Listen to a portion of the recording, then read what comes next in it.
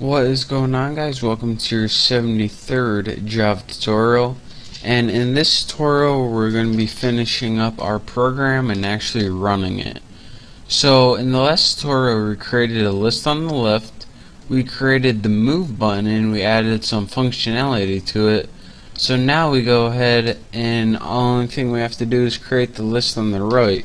So let's go ahead and make right list, and just go ahead and set it equal to new JList, and we don't need any parameters for it because by default we want nothing in it, so that's why we don't need any parameters for it right now. You can if you want, but I mean it'll be kind of useful. And hold on, let me itch my ear. Oh, yeah, that feels good. Get right in there. Oh, disgusting. So now what we need to do is, since we have nothing in our list by default, then it's not even gonna appear on the screen by default, since it doesn't have anything in it. So what we need to do is set a default height and width for it, pretty much. So let's go ahead and see what do we put up here for 3. Okay, what we need to do is first take that right list, and to make sure it appears on the screen by default, what we need to do first is, get out of my way, set visible row count, and I'm going to set this equal to 3 because our other one was set to 3 and I just want some consistency. So next I'm going to take that right list, and we need to set a fixed cell height and width. So set fixed cell, let's do width first. That don't even make sense. We'll set a width of like 100, and do the same thing for height. Right list, set fixed, crap, my default thing, height, and we'll set this equal to like 15 or something like that. And this should be enough to hold our values. If it's not, we'll go back and tweak it a little bit, but oh well. And the last thing we have to do aside from this is take that right list, and we need to set the selection mode like before. So set selection, probably can copy this from up there, but too lazy to. Set the selection mode. Make sure I didn't write get selection mode. And what this is going to do, list selection model dot, and we're going to write, wow, how convenient is that, multiple interval selection. So then once I type right list and type this right, what this is going to do is allow you to select multiple items from the right hand side, and I know you guys can't see that. Multiple interval selection. So just like that.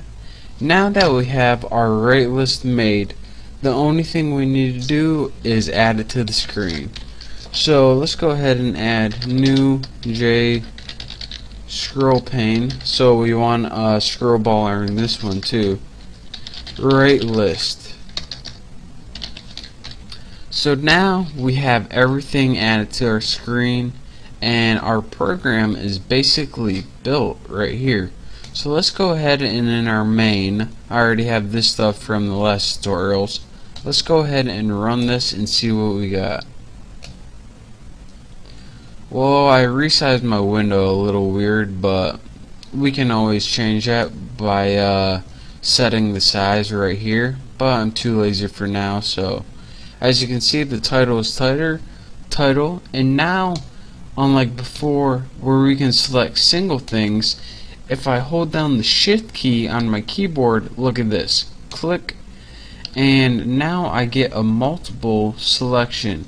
Or if I hold down control on my keyboard, I get that selection where you can select like every other one, or if you want to deselect something, just click it again, and now if you move it, you get bacon, more bacon, or if we want bacon, wings, and ham, I'm going to click bacon, hold down shift, click ham, and move, and we get bacon, wings, and ham. And of course, if we want everything, let's go ahead and just select that, move, and now we got everything right there.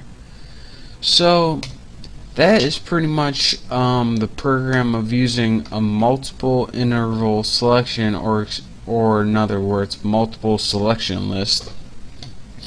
And one quick time how this program works: we pretty much made variables right here in an array. We took that array and passed it into left list, so left list will have something to display. We set the visible row count, we made it so you can select multiple things, and we also made a scroll bar on the left list.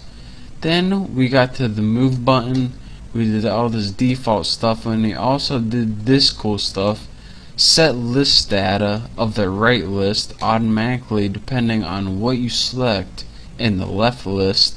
That's why whenever we click move, it first looked what we selected in the left list, and depending on what we selected, that's what it put in the right list. So this is how you do that using set list data in the get selected values method.